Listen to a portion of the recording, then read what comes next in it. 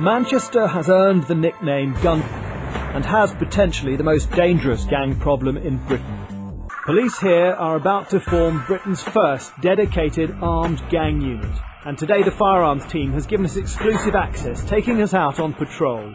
Whilst officers prepare, the police armourer, who can't be identified, shows me the kind of thing we might come up against.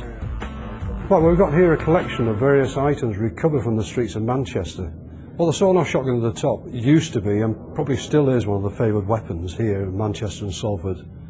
Many of the weapons are coming from Eastern Europe, but gangsters have a new means of obtaining guns. Well, this is the Colt AR-15 that was seized by police, complete with a telescopic sight. It also had 100 rounds of ammunition. Now, it was purchased over the internet, boxed up in America, sent over here to the UK, and the first anyone knew about it was when a man was sighted walking down the street with this weapon concealed underneath a blanket. Time to pack the car.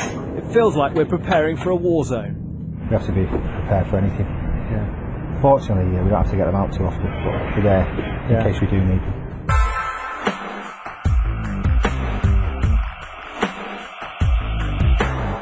There's two main gangs that operate from this one estate, the Doddington gang and the Gooch gang. I think mainly it's through drug dealing. Obviously they've got their own areas, and they don't want other gangs to encroach on their particular area. And it's mainly distributed through young men on mountain bikes. You know, we'd stop to speak to them, and occasionally you find young men, 15-year-old, 16, 17-year-olds, with expensive body armour on. This is where 15-year-old Jesse James was gunned down 2 weeks ago. Moss Side remains one of two high alert zones in the city. As night closes, the radios become more active. Give me a location, Callum. Sorry. This one of two gun alerts. Another unit is on the case and a man arrested with a replica weapon. Not far away in Gorton, there's a patrol of a different kind. We try and open up their eyes to being more to life. Tony Winter is a street pastor, a volunteer who on Saturday nights talks and listens to other people's issues. How can it be good, Joe, when you see kids being shot? These streets are violent everywhere.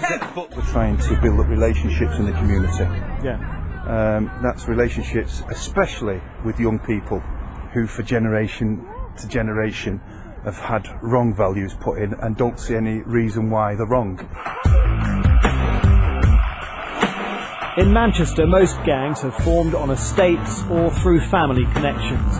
But in some parts of Britain, a potentially far more explosive pattern is emerging. Gangs separating down racial lines.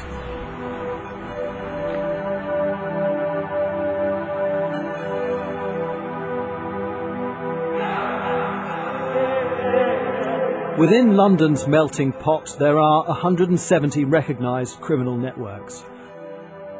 Over 50% of them are formed through cultural affiliation. London's ethnic gangs are destroying lives, mostly from within their own communities.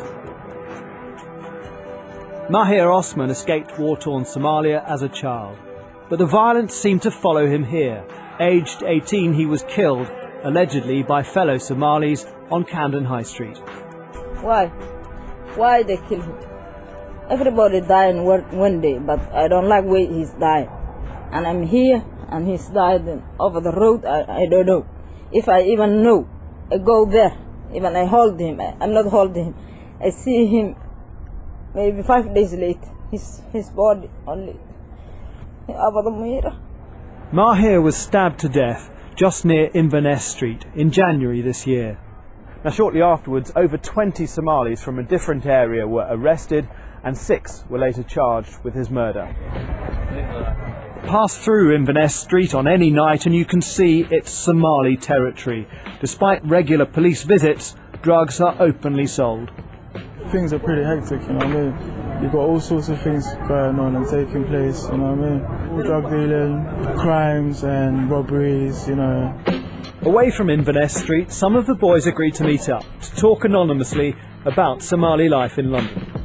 At the moment we've been let down by the government. We don't have at least one youth club, you know. Yeah, that's just a big letdown. Do you think that sometimes there is fighting within the Somali community?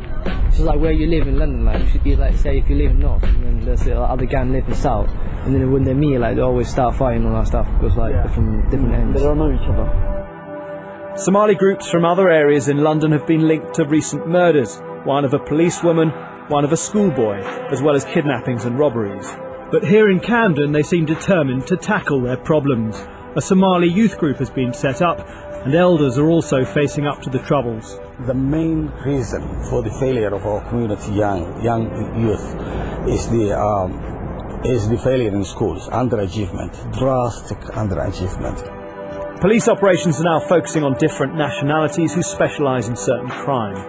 Colombian cocaine rings, Chinese people trafficking, Turkish money laundering. And these gangs recruit through despair and desperation. It is the most vulnerable and disadvantaged young people who are likely to be recruited as potential gang members. And then once they are recruited, they are almost gelled together. All the Somalis I met were smart and willing to find work, and yet they're in danger of becoming the next generation of gangsters.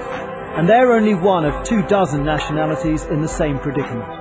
From Bengalis to Jamaicans, from Albanians to Vietnamese. And where several groups feel isolated in one city, enemy lines get drawn, and this can lead to all-out war. Whenever they came to our hood, we kill them. As we will see at our next stop, Los Angeles.